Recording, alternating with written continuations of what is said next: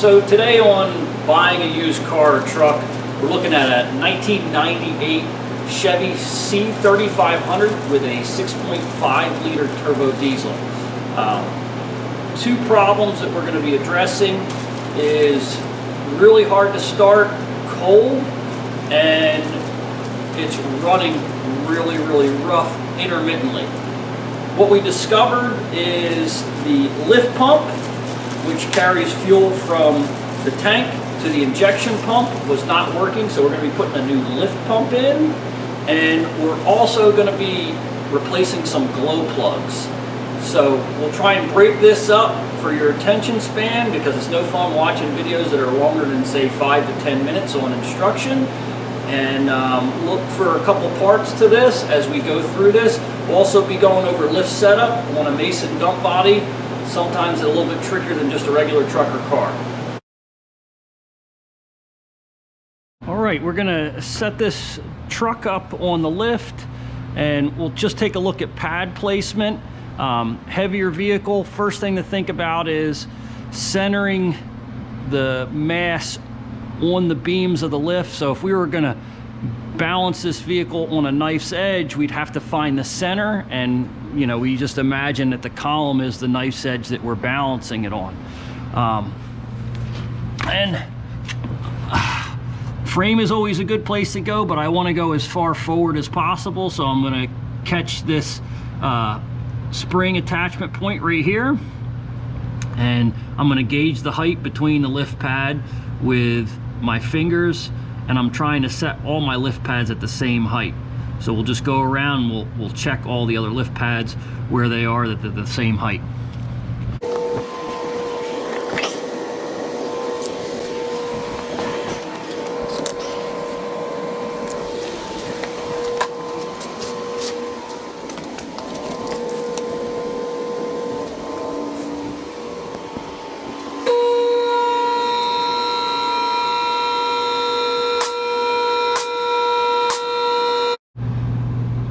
Okay, so we're up in the air. Here's our fuel pump right here, and we're going to be undoing the line from the fuel pump.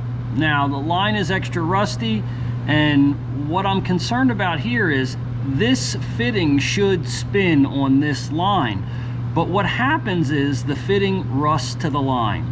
If we're not able to get the fitting to spin on the line, if we spin it, we're going to end up breaking the line. So our option is we could take the other side off and spin the pump if we don't want to replace the line. To help our cause, what we're going to do first is get more penetrating oil in there and try and clean it the best that we can.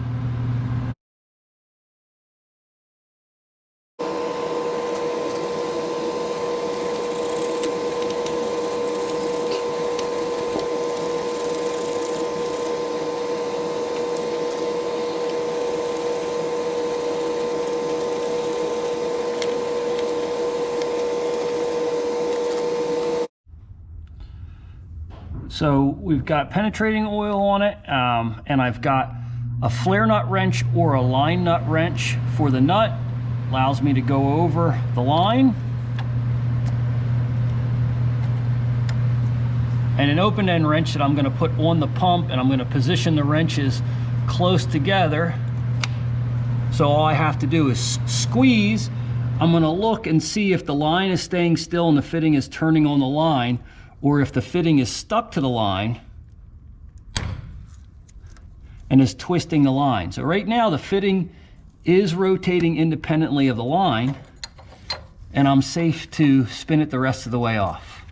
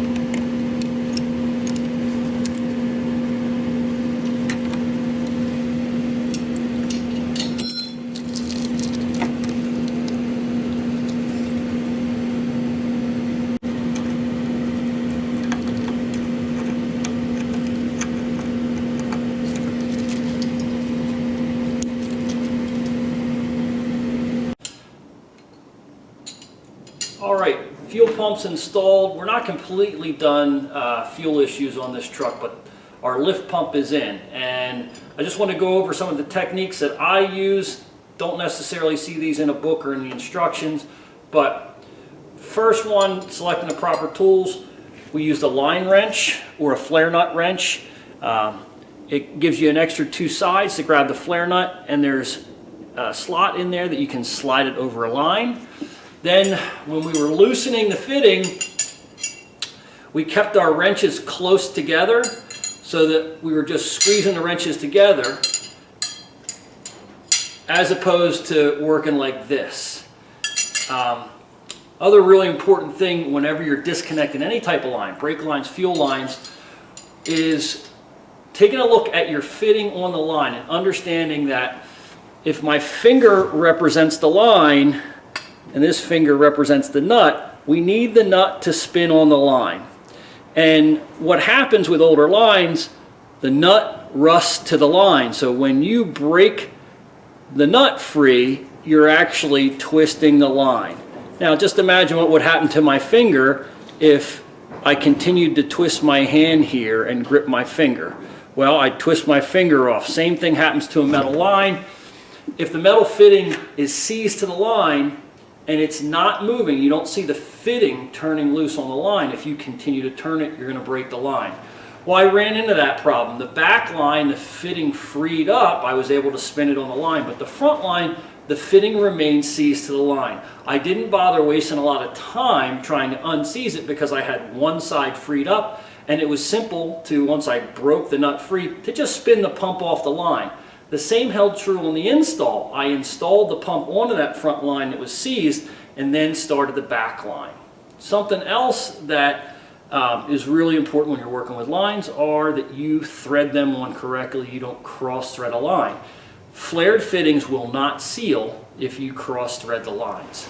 So as I was trying to start that rear line, because it was on a line, these are difficult to line. It's not like a bolt that you can spin it freely.